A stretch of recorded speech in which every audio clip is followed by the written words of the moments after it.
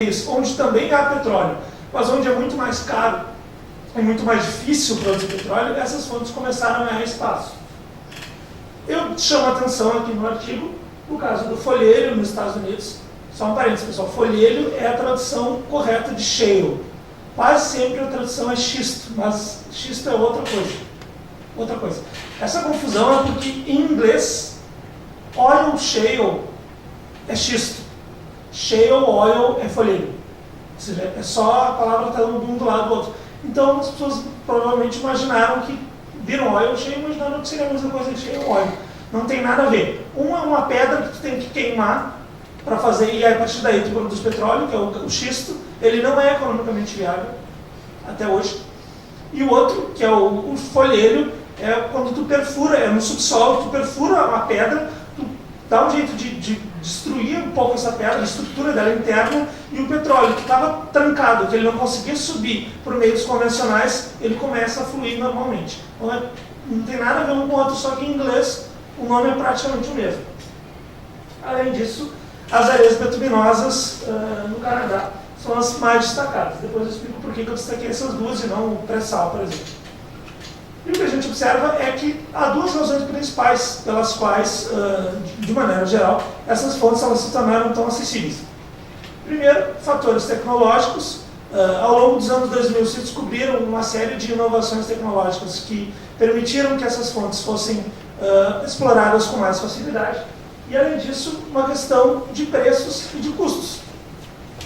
Como a produção estava muito cara nas fontes convencionais, começou a haver uma pressão em cima dos preços, e isso foi fazendo com que o preço aumentasse.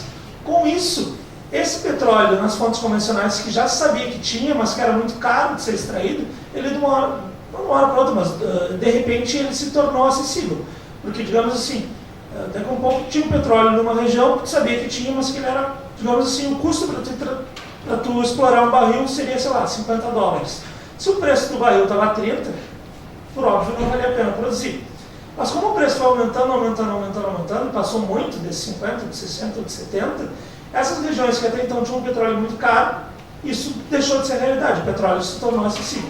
O mesmo aconteceu com o pré-sal. Então, o pré-sal se desconfia desde os anos 50, se tem certeza desde 97, mas ele só começou a ser produzido em 2007, porque o preço aumentou. E esse fenômeno do avanço das fontes não convencionais é importante por três motivos. Primeiro, porque ele possibilitou uma alteração na trajetória declinante da produção dos Estados Unidos. Os Estados Unidos, pessoal, sempre foram um grande produtor de petróleo. Até foi praticamente um dos berços do petróleo. Eles dizem que o berço do petróleo foi lá na Pensilvânia, mas tecnicamente não foi. Praticamente o berço foi o Mar Cáspio, em Baku. Mas, né, eles têm uma certa tendência à megalomania e tal. Então, você vai... Titusville, o nome da cidade, você vai lá, tem placas e tal. O berço da indústria petrolífera e tal. Não é bem preciso, mas enfim. Foi, de qualquer forma, um país que sempre produziu uma quantidade muito grande de petróleo. Durante muitos anos foi o maior produtor de petróleo e tinha as maiores reservas. Para vocês terem uma noção, na Segunda Guerra Mundial, os aliados consumiram 7 bilhões, mais ou menos, 7 bilhões de barris de petróleo. Desses 7 bilhões, 6, os aliados na Europa, né? Não descontando os americanos e, claro, os russos. Consumiram 7 bilhões de barris, desses 7, 6 foram fornecidos pelos Estados Unidos.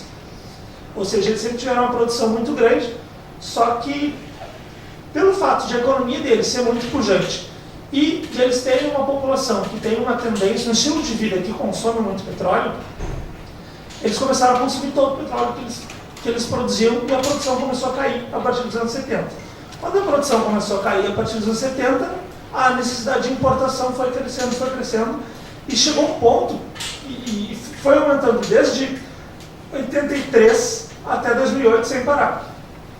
Foi simultâneo, assim, a produção só despencava e a necessidade de importar só crescia. Então, até nesse período havia um grande medo por parte dos americanos, sobretudo na medida em que a China começou a consumir cada vez mais petróleo, que tipo, o petróleo no mundo ia acabar, o gafanhoto chinês ia consumir todos os barris de petróleo que havia no mundo. Obviamente isso era um dos fatores que ajudava a alimentar o preço para cima. Bom, além disso, então, esse fator é importante porque ele inflexiona o ritmo das importações de petróleo dos Estados Unidos. A partir de 2008, as importações começaram a cair, e vem caindo desde então. E, talvez o mais importante de tudo, porque ele faz com que a participação da OPEP nas importações de petróleo dos Estados Unidos diminua. Por que isso é importante? Imagine o seguinte: o petróleo é o principal bem da economia global. Ele é um bem escasso. Ele é um bem geograficamente desigual. Então, se tu tem um cartel que produz muito isso, vocês acham que o poder dele é pouco, é pequeno ou grande? É grande, né? Por óbvio. Se tem um bem que é fundamental, um pequeno grupo de países controla a produção, ou boa parte da produção, mais ou menos um quarto da produção, ou até metade em determinado momento do século XX. Então, obviamente, isso tem um poder muito grande. A partir do momento, quando as necessidades de importação dos Estados Unidos crescem, maior o poder desse cartel. Agora que está acontecendo o contrário, menor o poder desse cartel. Isso é que é uma das explicações pelas quais o preço pode cair nesses últimos anos. Então, a conclusão desse processo é que após anos do aumento de dependência energética, os Estados Unidos inverteram essa tendência e começaram a depender cada vez menos do petróleo importado. Aí eu trouxe aqui mais alguns gráficos para ajudar a explicar. Esse aqui é da produção de petróleo nos Estados Unidos de 1970 até 2014.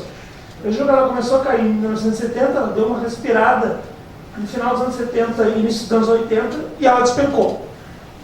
Despenca até 2008, aí ela dá um grande salto até 2014. Eu juro que é realmente um grande salto, porque o máximo que ela chegou foi um patamar de mais ou menos 10 milhões de barris por dia, e em 2014 ela atingiu um nível de quase 9 milhões de barris por dia. Ela até chegou a superar esse valor em 2015. Provavelmente, o ritmo de crescimento estava alucinado, estava muito grande. Provavelmente ela teria batido recordes históricos no ano de 2015. Só que justamente porque o preço começou a cair em 2014, muitos produtores tiveram que desinvestir ou simplesmente foram à falência. Então, muitas dessas petroleiras não resistiram à queda dos preços, e isso arrefeceu o processo de crescimento. Mas ainda assim, a produção de petróleo, ela aumentou mesmo em 2015. Pode seguir. Aí, no Canadá, país vizinho dos Estados Unidos, aconteceu um fenômeno semelhante no sentido do aumento da produção a partir de 2007, de 2008 até 2014. A produção cresceu mais ou menos num nível de 1 milhão e meio de barris por dia. O que é 1 milhão e meio de barris por dia? Para vocês terem uma ideia, o Brasil produz mais ou menos 2 milhões e meio de barris por dia. Talvez chegue ao nível de 3 milhões. Então seria metade da produção do Brasil. A Arábia Saudita produz mais ou menos 10 milhões de barris por dia. A Rússia também é um valor semelhante. Então, só para vocês terem uma ideia, é um valor significativo. Aí pode ir para o último gráfico, que é as importações de petróleo dos Estados Unidos. A parte azul é as importações total em volume. Vejam que ela começou a crescer, ela disparou em 83 e só começou a cair em 2007, e caiu num nível bastante acentuado, e seguiu caindo, caiu ainda mais em 2015. Por outro lado, as importações do Canadá aumentaram nesse período de 81 em diante, elas não pararam de aumentar, mas as importações da OPEP caíram a partir de 2008. Tá, pessoal, por que isso é importante? Tá.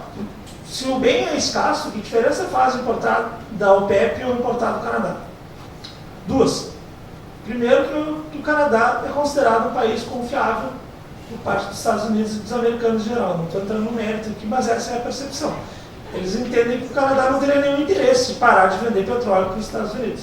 Diferentemente da Arábia Saudita, que por ser um país, uma monarquia um tanto quanto desconhecida da realidade da maior parte das pessoas, eles temem que aconteça na Arábia Saudita o mesmo que aconteceu no Irã em 79, por exemplo. Uma revolução entre um grupo de pessoas que são críticos dos Estados Unidos, querem parar de vender para os Estados Unidos, pode acontecer em tese. Além disso, e a diferença mais fundamental, o Canadá fica acima dos Estados Unidos, né? logo acima tem fronteira. Ou seja, mesmo que acontecesse uma loucura de governo canadense querer parar de vender petróleo para os Estados Unidos, ter o teu maior exército do mundo abaixo de ti é pouco convidativo para tomar uma medida muito audaz. É diferente do caso da Arábia Saudita, né, que teria mais condições de fazer uma bravata nesse estilo. Não estou dizendo que nada disso vai acontecer, tá, pessoal? Não acho que vai. Mas, na cabeça da pessoa, e vejam, a gente está lidando com um bem de segurança nacional, então isso é importante. Bom, pode se ver. É aqui só para tirar uma conclusão desse período todo. Entre 2008 e 2014, um crescimento de 75% mais ou menos da produção petrolífera dos Estados Unidos. Vejam, em 6 anos eles recuperaram quase tudo que eles estavam produzindo. Entre 2009 e 2014, a produção de petróleo do Canadá cresce 46,56%. E o mais curioso, se a gente já vê o aumento das exportações do Canadá para os Estados Unidos, equivale ao aumento dessa produção. Ou seja, praticamente tudo que eles passaram a produzir mais, eles venderam para os Estados Unidos. Além disso, as importações totais de petróleo dos Estados Unidos caíram 36%. E o mais importante, a participação da OPEP nessas importações caiu de 55% para 40% e a do Canadá subiu de 19% para 39%. Isso em 2014. Em 2015 já virou. A participação do Canadá hoje já é maior do que a participação da OPEP nos Estados Unidos. Não é à toa, pessoal, por exemplo, ao longo dos anos 2000, quando o preço crescia, era muito normal ter longos debates sobre o período do fim do petróleo, sobre como o gafanhoto chinês ia consumir todo o petróleo do mundo, e esse assunto simplesmente morreu. Todo mundo sabe que o petróleo vai acabar, não mudou nada disso, mas é uma preocupação que se tem muito, hoje em dia é muito menor do que era antigamente. Isso é importante por uma razão principal, porque nessas circunstâncias, a dependência energética dos Estados Unidos se reduz drasticamente. Claro, a gente não sabe se esse padrão vai continuar, mas a necessidade que os Estados Unidos têm de importar energia, ela é muito menor hoje do que ela já foi, e ela está em tendência de queda. Isso dá uma sensação muito diferente do governo americano.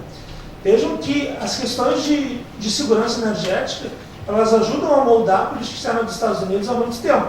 Por exemplo, lá na doutrina Carter, em 1980, o governo americano afirmou que a segurança do Golfo Pérsico era a prioridade estratégica dos Estados Unidos. A gente sabe que tanto a guerra do Afeganistão quanto a guerra do Iraque foram motivados, sobretudo, para criar um novo arranjo energético no Oriente Médio mais seguro, mais propício aos interesses dos Estados Unidos. Então, a partir do momento que essa questão já não é mais tão grave, já não é mais tão preocupante, se abre perspectiva para que os Estados Unidos tenham uma política externa que se foque em outras questões, ou que pelo menos consigam ter uma margem de manobra muito maior para lidar com essas dificuldades. Então, não se trata apenas de uma redução no consumo em 2014, mas de uma transformação significativa, porque o principal consumidor, o principal importador de petróleo, ele já parece cada vez menos dependente do petróleo exportado e parece cada vez menos dependente da OPEP. Isso dá uma segurança muito maior para eles e, na minha interpretação, isso tem um comportamento muito significativo no preço, embora seja muito difícil de medir isso. Porque se a insegurança pressiona o preço para cima, a segurança tende a pressionar o preço para baixo. Além disso, o que a gente observa é que o folheiro, ele não só tem petróleo, mas ele tem muito gás natural também. E os Estados Unidos têm o objetivo de iniciar a exportação de gás natural para a Europa. Isso é importante porque a Europa depende de gás natural da Rússia. Isso dá uma insegurança muito grande para ela, porque os russos frequentemente dão a entender ou lembram que poderiam cortar o fornecimento de gás natural e prejudicar a economia europeia como um todo. Cara, isso ainda é especulação, isso ainda não aconteceu. Mas se o plano dos Estados Unidos for concretizado e eles conseguirem exportar gás natural para a Europa em grande quantidade, eles vão minar boa parte do poder de barganha que a Rússia tem.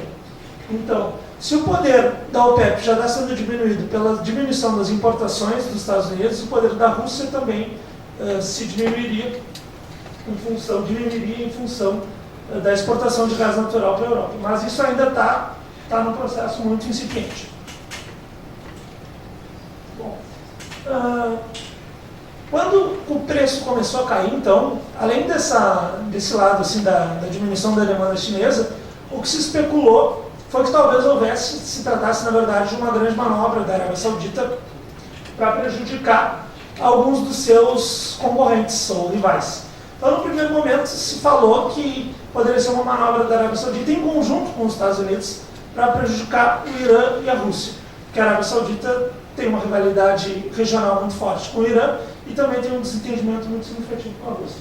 Então, a intenção da Arábia Saudita seria baixar o preço, porque a Arábia Saudita tem, por ser o maior produtor há muito tempo, e vejam, a Arábia Saudita produz o mesmo que a Rússia, mais ou menos uma quantidade igual, só que a população da Arábia Saudita é 4 vezes menor.